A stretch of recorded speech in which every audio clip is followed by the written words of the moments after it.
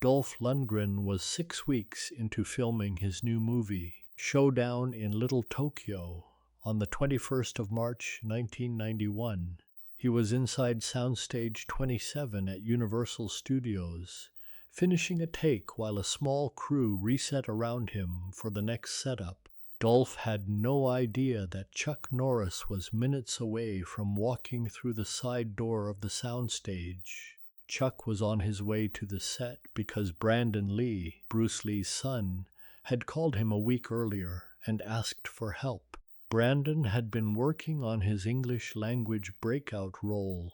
The fight choreography on Showdown in Little Tokyo was heavier than anything he had taken on before. Full contact exchanges with Dolph Lundgren, weapon work, stunt falls. Brandon had questions about a specific transition in the dojo sequence that he and the stunt coordinator had been arguing about for 2 days, and he wanted somebody he trusted to look at it. Nobody on that soundstage was ready for what was about to happen. Before the afternoon was over, Dolph Lundgren would walk across the stage, interrupt Brandon Lee, and call Chuck Norris out to a fight in front of the entire crew. Dolph Lundgren was 33 years old, 6'5" and 245 pounds, and by every measurable standard, he was the biggest, the youngest, and the most physically dangerous man in the building. 2 European Kyokushin karate championships before the age of 23 had given him a real combat pedigree, and a master's degree in chemical engineering from the University of Sydney had given him a mind that did not lose arguments. He had broken Sylvester Stallone's ribs on the set of Rocky IV with a chest punch that put Stallone in intensive care for 9 days, and anyone in the stunt community who had seen him train knew the punch had not been a stunt.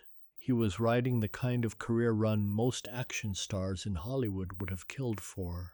Rocky IV, Masters of the Universe, Red Scorpion. Somewhere in the middle of it, he had quietly decided that the only real combat in cinema lived inside European Kyokushin, and nothing on a Hollywood set had given him any reason to think otherwise. But there was one thing that had been wearing on him for 6 weeks, even though he never said it out loud on the set. He believed the film was being built around Brandon Lee's name more than his own talent. He believed Brandon had gotten the lead because of his father. He believed American martial arts cinema had been coasting for 2 decades on Bruce Lee's shadow, and that the moment to say so out loud had been waiting on him the whole time. He carried it around the way some men carry small wounds, waiting for the right moment to do something about it. The side door of the soundstage opened a few minutes before 3 in the afternoon. Chuck Norris walked through it. He was 51 years old, jeans, a denim jacket, brown boots, no hat. He had been told to wait near the stunt coordinator's chairs.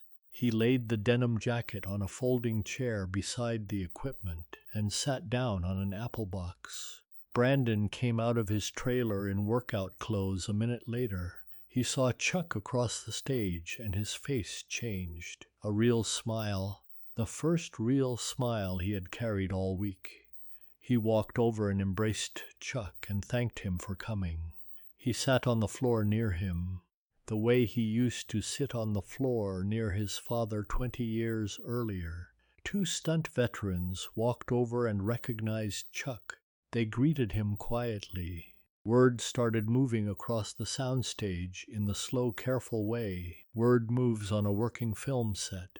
Chuck Norris is on the stage. Chuck Norris is sitting with Brandon Lee. Dolph noticed the gathering. He noticed Brandon.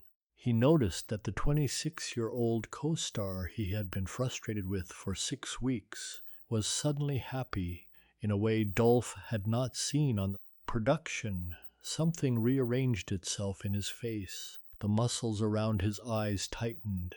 Then he set the towel down on the back of a folding chair and began to walk over. If you want to find out what happened next, hit subscribe. He walked the way a man walks when he has decided something on the way. The decision arrived in his body before he reached the apple boxes. By the time he was 4 feet away, the people watching could see it in him. He stopped in front of Brandon and Chuck.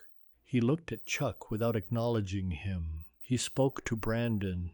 "Who's the old guy?"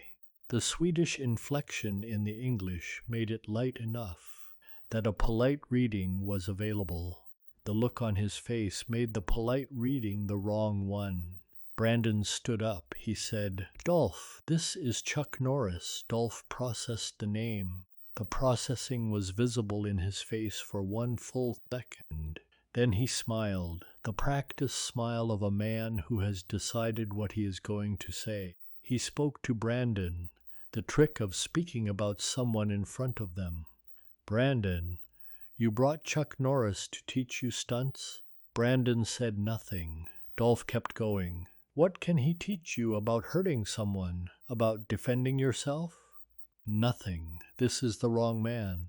Brandon said quietly, "Dolph, stop." Dolph did not stop. He turned slightly. He addressed Chuck directly now. The smile was still in place. "No disrespect, Chuck. I respect your career. But you couldn't hit me if I stood in front of you and let you try. That's the truth. That's why you shouldn't be teaching this kid stunts." The word kid was deliberate. Said in front of Brandon. Said on the soundstage Brandon was the lead of. The stunt coordinator set down a clipboard. The Steadicam operator turned to look without moving from where he was standing. The camera operator very deliberately checked his viewfinder for no reason. The craft services attendant froze with a coffee pot in his hand. Brandon Lee, 26 years old, suddenly looked 8 years old. 12 people on the soundstage were now looking at the apple boxes by the stunt coordinator's chair. Chuck did not stand. He looked up at Dolph in the calm, even tone of a man who had been called out by larger men in front of smaller audiences for most of his adult life. He said 3 short sentences. "I came here to help Brandon. I am not here for you. You can walk back to your trailer." He said it without anger. He said it the way a man says something when he means it. Dolph laughed once. The laugh was cold. He said, "Stand up, Chuck." The laugh locked the encounter in. The room understood that Dolph had refused the door Chuck had offered him. Brandon said, "Dolph, please."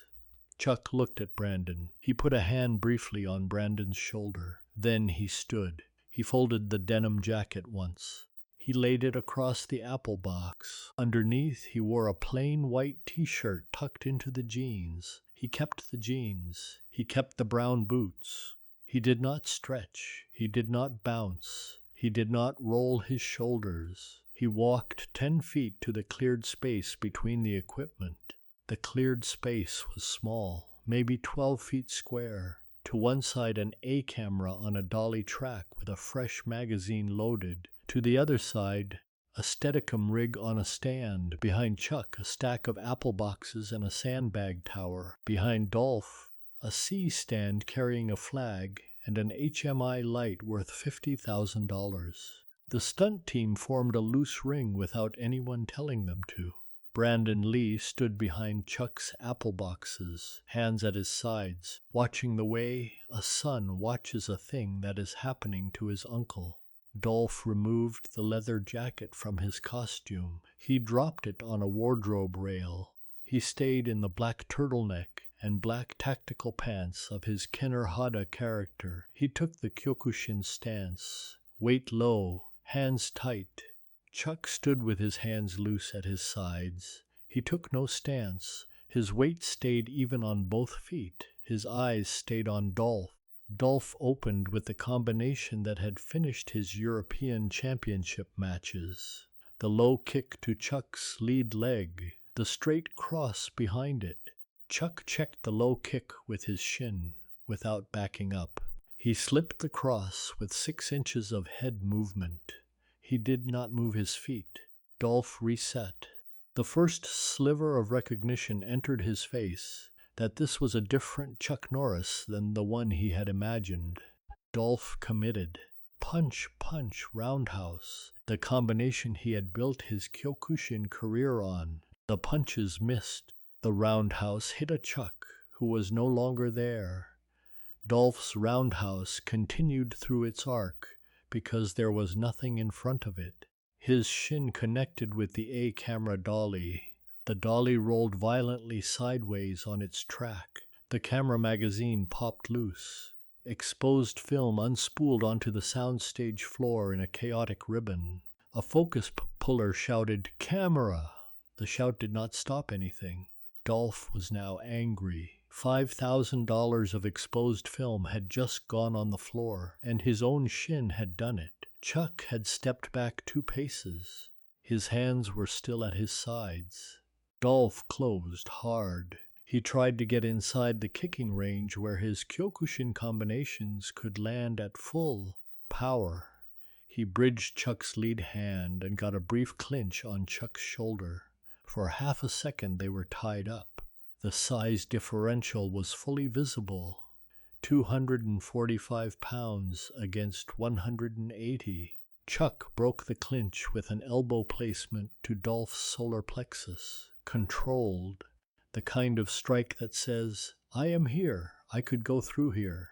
I am choosing not to." Dolph staggered back a half step. Recovering, Dolph drove forward again, this time with his shoulder, the way a much bigger man uses his frame to overwhelm a smaller man.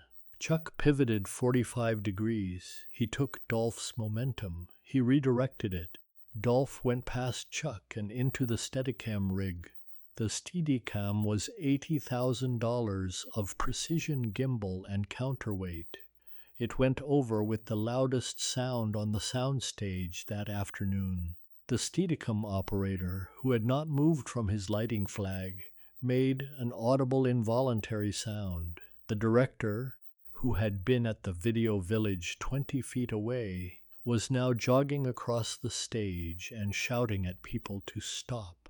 The stunt coordinator stepped into the cleared space between them with his hands up. "Dolph, Chuck, enough." Dolph looked past the stunt coordinator at Chuck. "No." Brandon Lee stepped in front of the stunt coordinator. He spoke quietly to Dolph. "Walk away." Dolph looked at Brandon. The moment where it could have ended, he stepped around the stunt coordinator. He threw the spinning back kick, the one he had used to drop Apollo Creed in Rocky IV, the kick he had thrown 10,000 times, the kick that had worked every time. Chuck read the commitment a quarter second before it began. He stepped inside the chamber of the spinning back kick. The kick passed behind him. As Dolph rotated through, his back was briefly to Chuck. Chuck stepped off the line and waited for Dolph to complete the rotation. Dolph completed the rotation expecting Chuck to be where he had been. Chuck had moved. Off balance, Dolph threw a desperate right hand. Chuck caught the right hand at the wrist. He rotated the wrist over. He stepped under Dolph's extended arm. He hooked his right leg behind Dolph's planted lead leg. He swept. Dolph went down hard. 6'5", 245 pounds of European Kyokushin champion arriving on a Universal Studios soundstage floor without choosing to. The slap of his body on the floor was louder than the Steadicam crash. The slap of a body that did not choose the floor. Chuck did not let go of the wrist. He dropped one knee onto Dolph's shoulder. He planted his free hand flat on the center of Dolph's chest. He held him there. Total elapsed time 58 seconds. The soundstage went silent. Chuck held Dolph on the floor for a long count. It was a teaching hold. He was letting Dolph feel the position he was in. He was letting Dolph understand that he was on a Universal Studios soundstage floor with 200 pounds of pressure on his chest from a man 20 years older than him in jeans and brown boots. Chuck did not speak. Dolph's breathing was the loudest thing in the space. Dust hung in the working lights. The director stood frozen 10 feet away. Brandon Lee stood where he had been standing. The stunt coordinator later said that the thing he remembered most was not the sweep, it was the count. The 15 seconds Chuck held Dolph on the floor without saying anything. He said in those 15 seconds he understood that Chuck had not been fighting Dolph. Chuck had been measuring him, the whole 58 seconds. The shin check, the slip, the pivot, the wrist catch. Every motion had been a measurement. The teaching hold was Chuck showing Dolph the result of the measurement. What the soundstage did not know that afternoon was that Chuck Norris had been here before. Not on this stage, not with this man, but in this exact configuration, a younger fighter, larger, decorated, certain, a cleared space, an audience that had decided the outcome before the first strike. Chuck had been the younger fighter once. In 1968, in Long Beach, he had been the man certain of his combinations. Bruce Lee had been the older man in the cleared space. Bruce had done to Chuck on a Long Beach mat what Chuck had just done to Dolph on Soundstage 27, slower, more patient, with more affection, but the same lesson. Chuck had carried that lesson for 23 years. He had carried it through 6 World Karate Championships, through Walker, Texas Ranger, through every soundstage and every dojo. The lesson was that there is a level above the one you think is the top, and the only way to find out the level exists is to meet the man who lives on it. Bruce had been that man for Chuck. On this afternoon, in front of Bruce's son, Chuck was being that man for Dolph. He had not planned it. He had walked through the side door at 3 in the afternoon to look at a transition in a dojo sequence. The transition was the reason he was on the stage. The fight was the thing that happened on the way. The crew did not know any of this. The crew was processing what their eyes had just told them. The Steadicam operator was looking at his wrecked rig and adding numbers in his head. The focus puller was looking at the unspooled film on the floor and adding different numbers. The A camera operator had not moved from his viewfinder. The director was standing with his hands at his sides and his mouth slightly open in a way that on any other afternoon would have been comical. The craft services attendant was still holding the coffee pot. What the crew was processing was not the violence. Hollywood crews see violence. What the crew was processing was the asymmetry. A 51-year-old man in jeans had taken a 33-year-old European Kyokushin champion to the floor in 58 seconds without raising his voice, without breaking the sweat line on his forehead, without changing his expression. He had done it in brown boots. He had done it without taking a stance. 2 of the senior stunt veterans on the soundstage had trained with Chuck in the 1970s. They had known from the moment Chuck stood up from the apple box that the fight had a result and that the result had been determined the moment Dolph said the word kid. The 2 of them had not moved during the 58 seconds. They had stood at the edge of the loose ring with their arms folded. One of them said later that watching Chuck work was like watching a man read a book he had already read. After the count, Chuck released the wrist. He stepped off the shoulder. He extended his hand down to Dolph. The senior stunt members watching said later that they saw Dolph arrive at a fork. One path, refusal, stand up under his own power, walk to the trailer, sight the equipment, chaos, explain it away. The other path, take the hand, acknowledge what had just happened in front of the people who had just watched it happen. Dolph was on the floor for 2 long seconds. The choice was visible in his face. He took the hand. Chuck pulled him up, 6'5" up to standing. Dolph stood 2 feet from Chuck.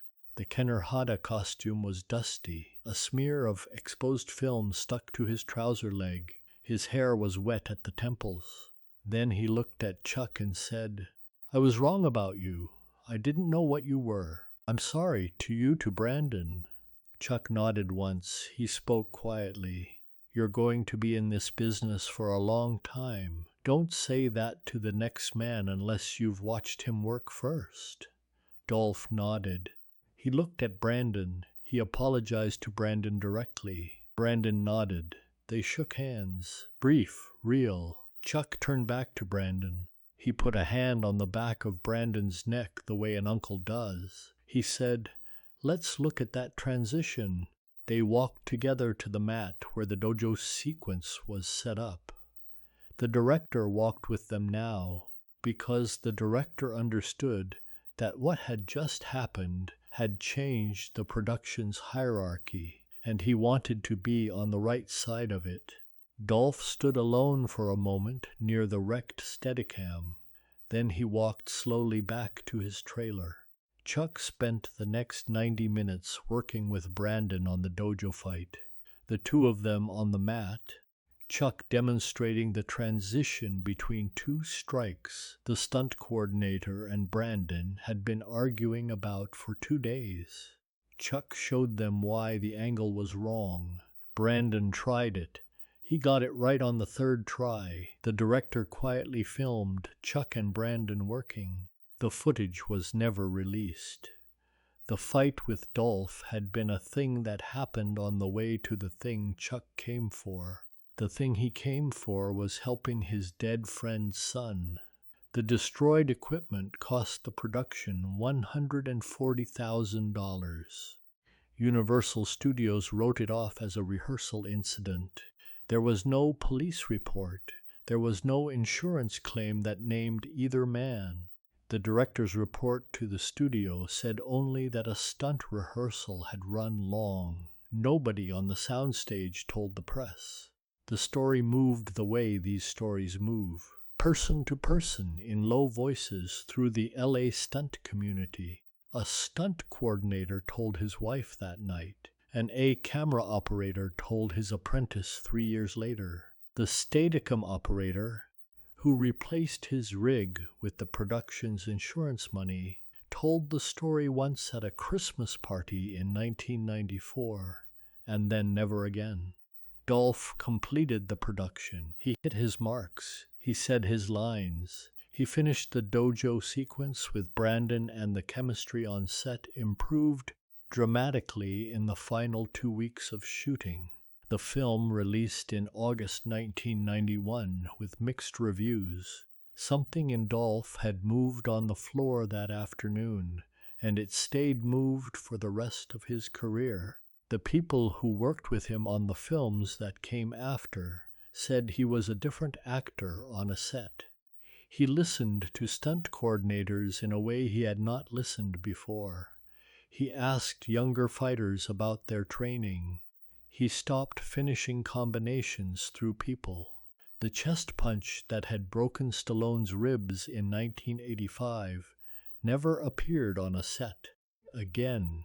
He went back to Kyokushin training in Stockholm in the autumn of 1991. The senior instructor at the dojo said Dolph came back quieter. He came back asking different questions. He came back to the basics. The instructor said it was the kind of return a fighter makes after he has been shown the floor by someone he did not expect could show him the floor. In 1996, on a film in Bulgaria, a young stunt performer mouthed off to Dolph between takes. The crew braced for what they had heard Dolph used to do to young stunt performers who mouthed off. Dolph looked at the young man for a long count. Then he walked back to his trailer. The stunt coordinator on that film, who had worked Showdown in Little Tokyo, said later that he was the only person on the Bulgaria set who understood what he had just watched. Dolph never mentioned Chuck Norris in an interview, not once. For the next 33 years, in 2003, on a Japanese martial arts podcast that almost nobody outside Japan listens to, he was asked who the toughest man he had ever fought was. He paused for a long time. Then he said in English, an older American on a soundstage, "In jeans, I do not think about him often, but I think about him." Brandon Lee finished the film. 2 years later, on the 31st of March 1993, Brandon died on the set of The Crow in Wilmington, North Carolina. He was 28. Chuck attended the funeral. He sat 2 pews behind Linda Lee Cadwell. Dolph Lundgren sent flowers. He did not attend. Years later, when Brandon Lee's name came up in interviews, Chuck Norris always said the same thing. He said Brandon was the best young martial artist of his generation. He said Brandon had a quality on a soundstage that you cannot teach. Interviewers always pushed him for stories. He always changed the subject. There are 2 reasons a man teaches another man a lesson with his hands. The first is to win. The second is to honor someone. On the 3rd Thursday of March, 1991, on Soundstage 27 of Universal Studios, Chuck Norris taught Dolph Lundgren a lesson he had not been trying to teach. The reason was sitting on the apple boxes behind him. The reason was 8 years old in 1973, when Chuck Norris stood at the back of a Hong Kong church and watched his father be buried. The reason was Brandon Lee.